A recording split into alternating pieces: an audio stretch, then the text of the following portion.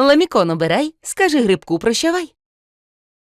Путін, коментуючи цю ж тему якраз збиття літака біля Білгорода, заявляв останніми днями про те, що він прагнутиме, ну і очевидно там його оточення, прагнутиме створити демілітаризовану зону в деяких прикордонних територіях України, аби Україна не мала змоги збивати російські літаки вже над Білгородщиною чи іншими російськими регіонами. Така заява доволі дивна, але не вперше вона лунає від Путіна. Зрештою, ще раніше і він, і Шойгу, і інші там представники Кремля та Міноборони Росії заявляли, що необхідно створити цю демілітаризовану зону і такий нібито буфер, аби російські війська могли перебувати спокійно собі на кордоні з Україною, але зрештою вони перебувають не лише на своїй території, але й на території України безпосередньо в окупованих районах. І ось на цю ідею Путіна створити демілітаризовану зону вже відреагували також і в Державному департаменті Сполучених Штатів Америки. Там коментував цю тему речник Держдепу США Меттью Міллер, і він заявив, що, власне кажучи, дуже дивною виглядає ця ідея Путіна, оскільки для того, аби реалізувати демілітаризовану зону між Росією і Україною, спочатку треба відвести російські війська, забрати їх з української території, аби вони перестали бути там окупантами і займати території, які Росії не належать.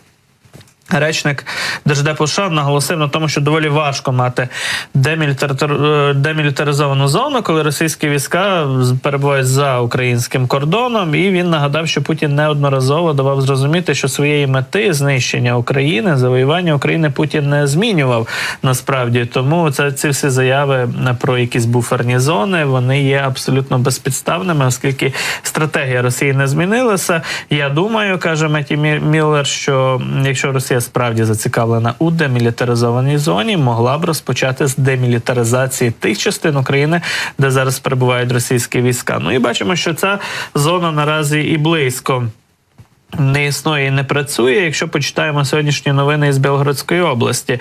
Там, як стверджує телеграм-канал Астра російський, який пеленгує і моніторить, так би мовити, усі новини із прикордонних російських територій, зокрема, там було обстріляно російський екскаватор, але не просто цивільний екскаватор, а будівельну техніку, яка належить Міністерству оборони Російської Федерації. Астра пише, що було завдано удару, ймовірно, артилерійського чи з РСЗВ по екскаватору біля села Отрадної Білгородського району, і внаслідок цього обстрілу постраждав військовослужбовець Міноборони РФ і пошкоджено сам екскаватор. Ну, припускаємо, що росіяни там щось будували, може якісь укріплення, укриття тощо.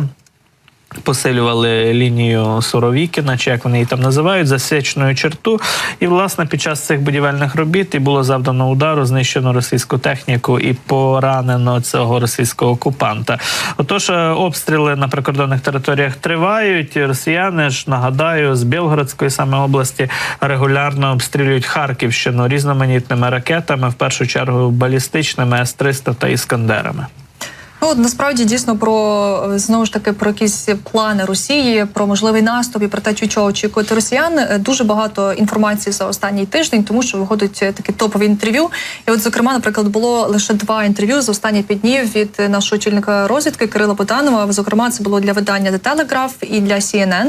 І от дуже багато Буданов говорив якраз про те, чого очікувати найближчим часом, на якій стадії війни ми перебуваємо, на якій стадії війни, скажімо так, наш противник. Навіть коментував, знову ж таки, можливість того, що Трамп стане президентом, і от говорив про пріоритети наші українського війська, які потрібні буквально зараз. І от кілька цитат, кілька таких важливих моментів, на які варто звернути увагу, якщо ви не читали ці інтерв'ю, тому що їх було 2, нагадаю, таки. І от насправді Кирило Буданов досить так вичерпно пояснив про те, на якій стадії війни ми перебуваємо. Стосовно сьогоднішнього дня, то от начальник військової розвідки вважає, що вже цієї весни може початися український контрнаступ. За його словами, російський тиск повністю буде вичерпано до ранньої весни. Каже, зацитую Буданов, що ми робимо хід, ворог робить хід. Наразі черга ворога він, тобто наступ, закінчиться, і тоді почнеться наш. От справді каже Буданов, що варто чекати якихось певних подій уже найближчим часом, і дійсно підтвердив знову ж таки прагнення Росії зараз захопити незайняті райони Донецької та Луганської областей і одночасно атакувати Куп'янськ, Лиман, Бахмут, так що ми і бачимо, Авдіївку. І от визнає Буданов, що Збройні сили Москви досягли деяких успіхів біля частково оточеного промислового міста Авдіївки, наприклад, на сході, але наполягає, що вони не такі близькі до досягнення своєї мети. І дійсно, буквально 2 години тому ми говорили із представником 47-ї бригади, який якраз нам розповідав про те, що насправді відбувається в Авдіївці, і що це зовсім наразі не ситуація, яка була із Бахмутом.